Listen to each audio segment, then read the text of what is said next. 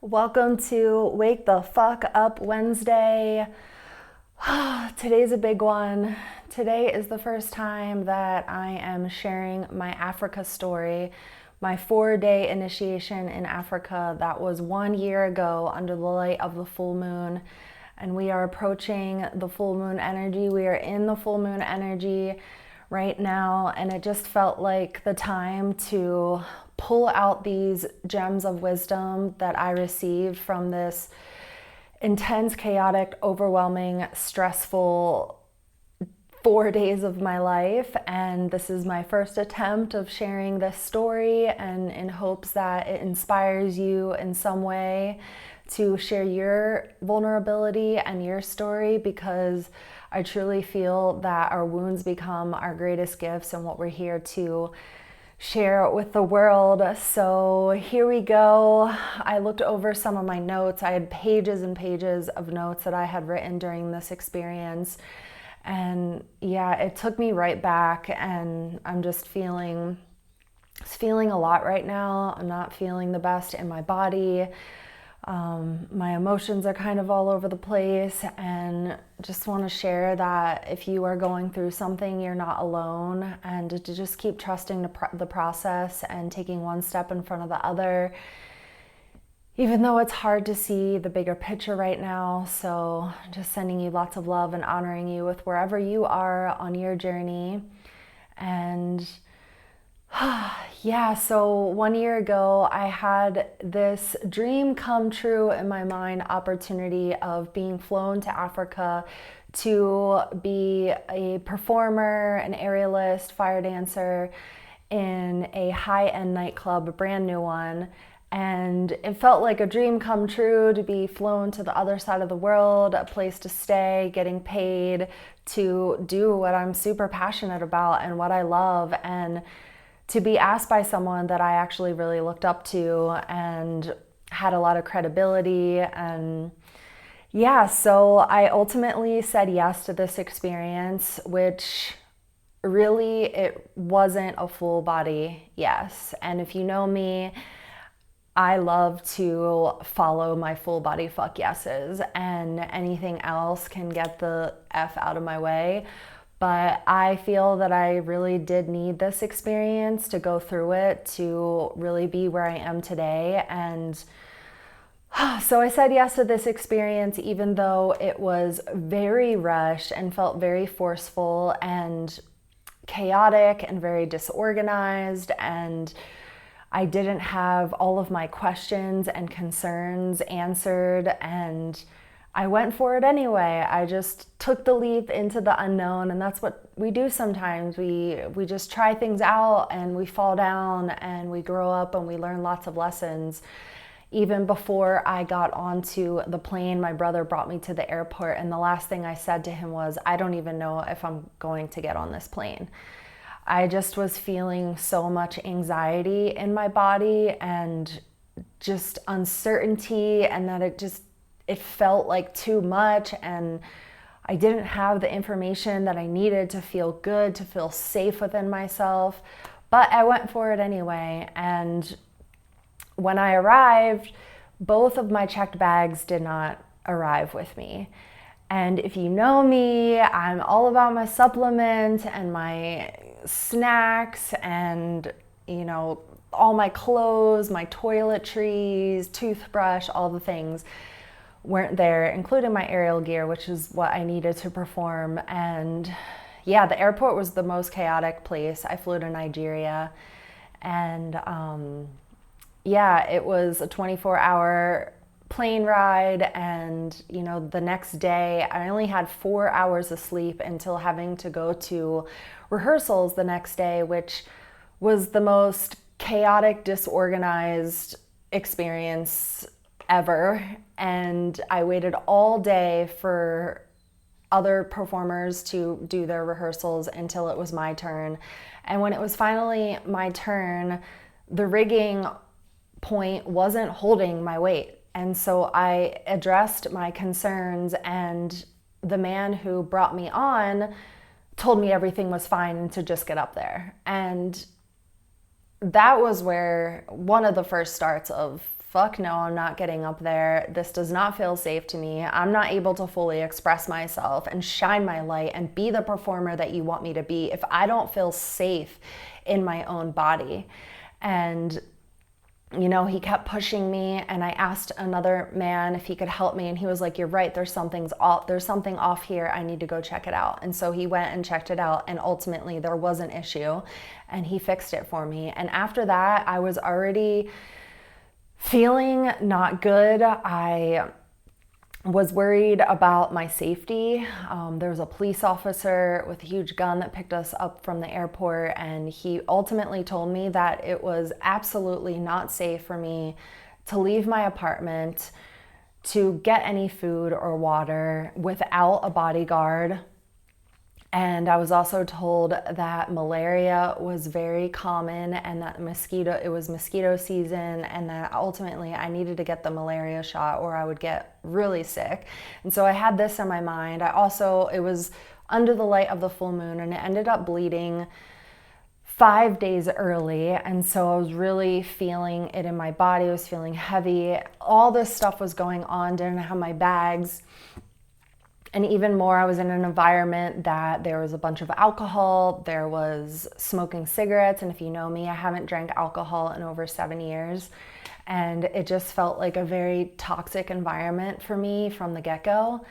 And yeah, I didn't feel safe to get up there, and so I didn't. And when I finally felt safe with the new rigging system, I did what I was meant to do, and I went for it, and it all happened. And that night we performed for the first time. It was the opening of this nightclub, and I was told by the man that hired me that actually the rigging's not working anymore and you're not performing. And whenever I would ask questions about it, like, what do you mean? I thought we fixed it, like I'm ready to go. He pretty much stopped me in my tracks, got super loud towards me, and told me, you're not performing. So yeah, the nightclub was crazy. I was the only white girl up in there, and it was 4 a.m. when my crew finally performed. And before our crew performed, there was a bunch of African dancers, female dancers, and a band that played. And the man that was our choreographer, he belittled every single one of them before they went on stage. He yelled at them in their faces. He told one woman, African woman, that he was going to fuck her up, and just putting her down, like, you're the worst dancer I've ever seen, like saying the worst things that you can think of, and then sending her to go up on stage.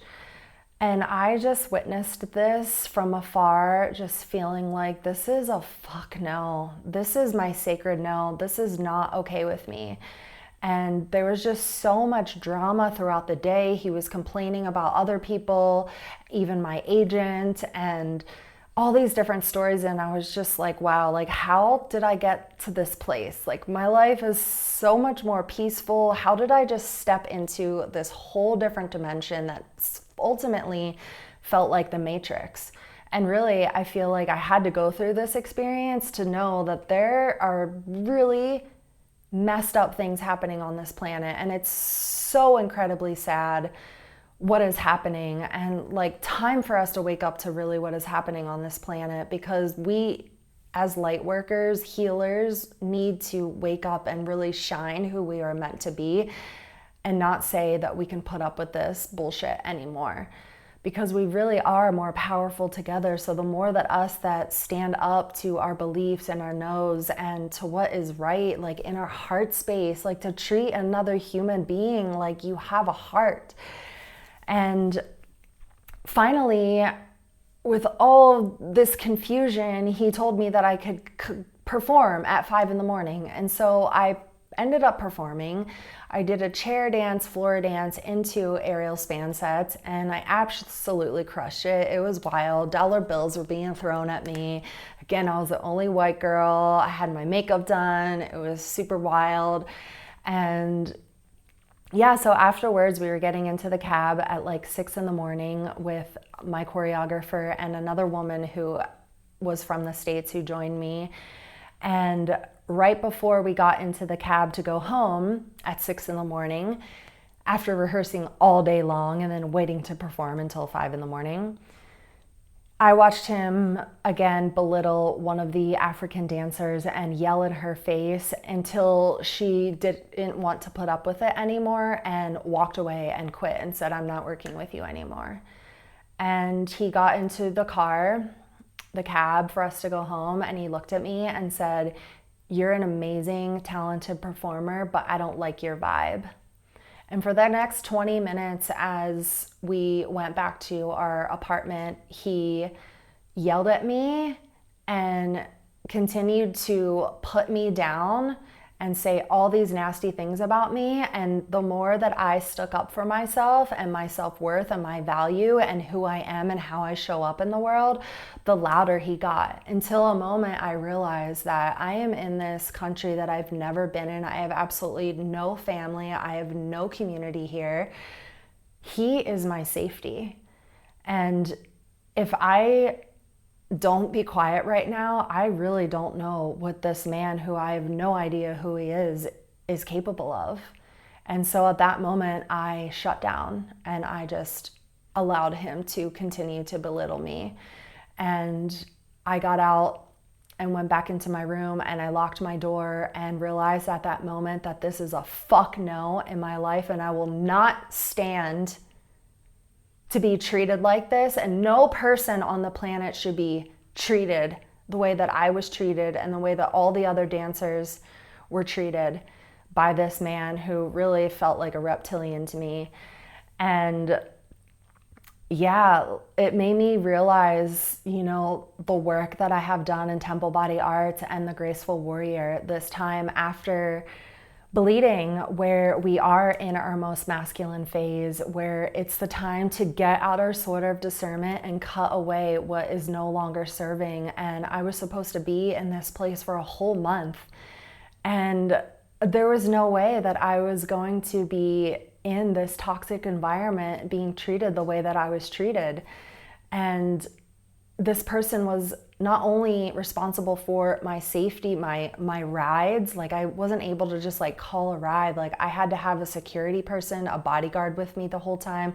We were in a place that is very dangerous in the world and is known for kidnappings and human trafficking and rape and hostage taking and all kinds of things. And so this man was responsible for my safety. He also was responsible for my food and my water. And at that moment, I realized that there's absolutely no way that I can do this. And so I started reaching out to my family and friends to get me out of there and figure out what was going on. A day later, I did receive my next bag. It was all of my aerial gear, a little bit of clothes. And that next day, we had to go back to rehearsals again. And so I just kind of went along with it, and knowing that I was going to be getting myself out of there and I was just figuring out the best way to get out, and went to rehearsals. And the girl that I traveled there with from the US, she started to get sick. She was vomiting and had diarrhea. And I was like, oh shit, that might be me next, because I ate the same food with her the whole time. But the last meal we had, I had a few hours after her.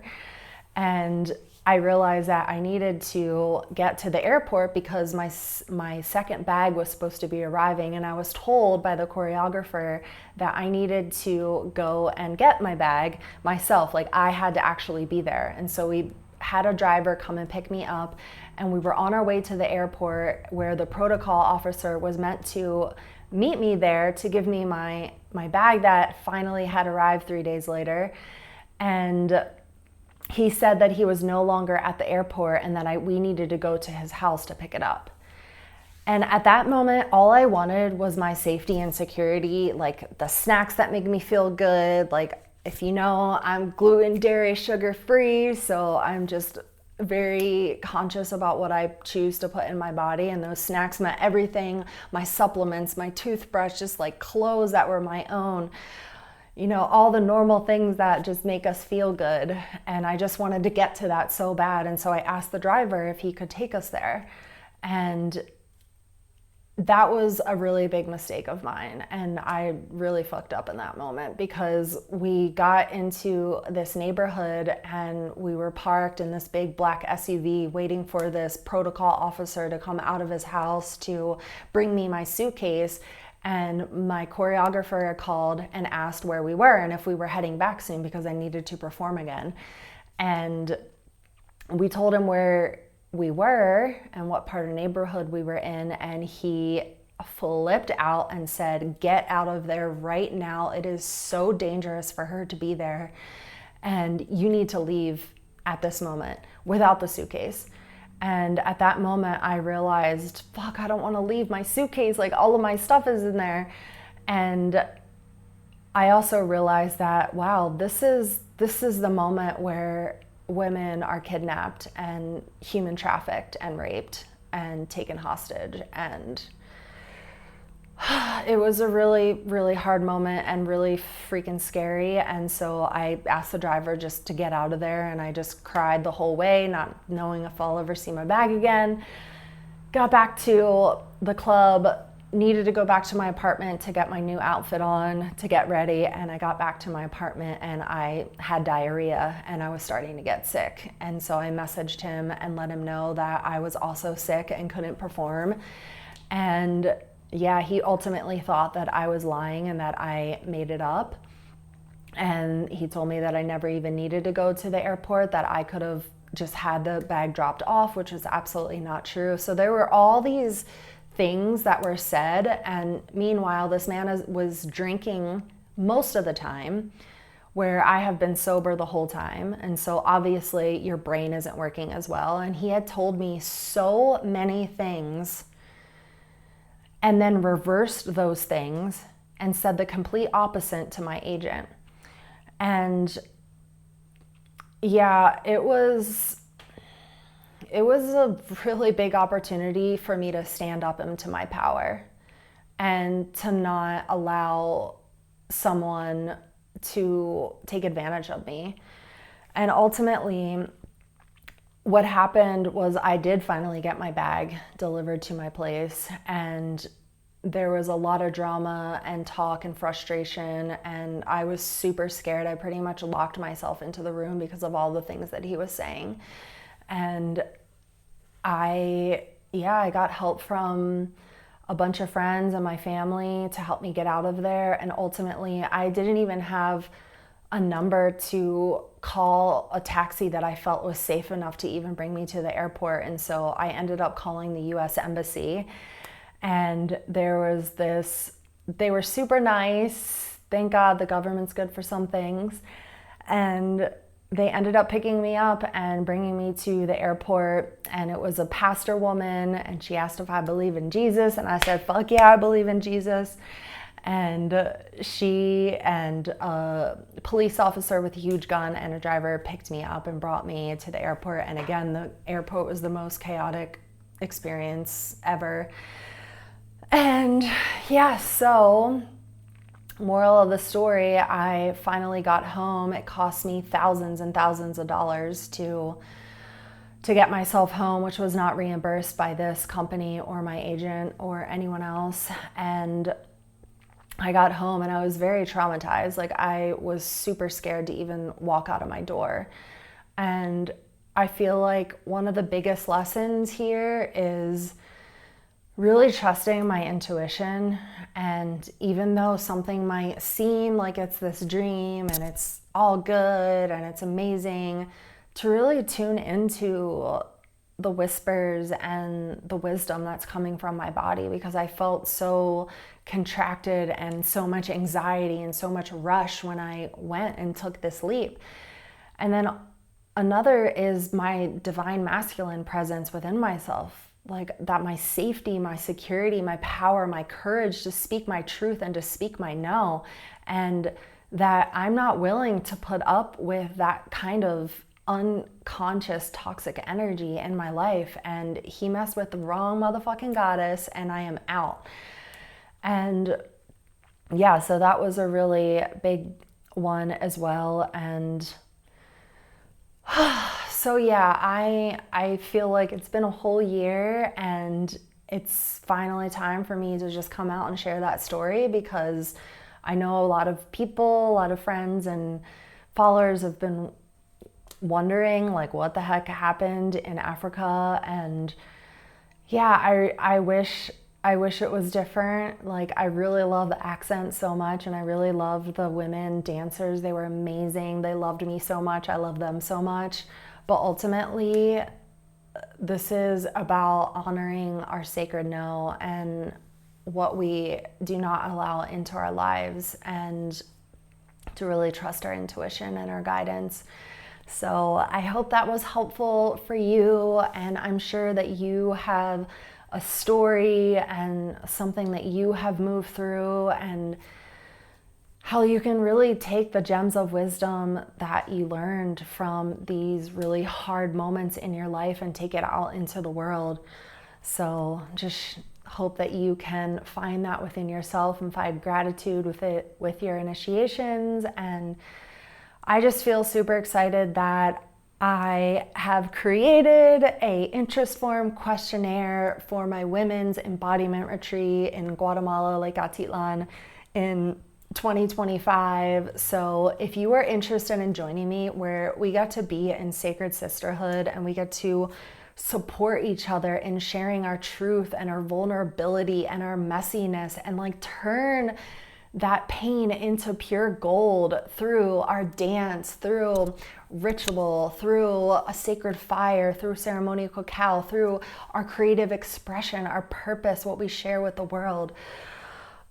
So if you are interested, I am in the beginning stages of creating this for an intimate group of women, and the time is now to jump on it, because you will receive a special discount. So check out the link and fill out that questionnaire if you are interested in joining me in sharing your truth and why you are here, remembering the truth of who you are, and just sending you all so much love on this very intense full moon energy. May you release anything that you are no longer serving to create space for what you truly desire.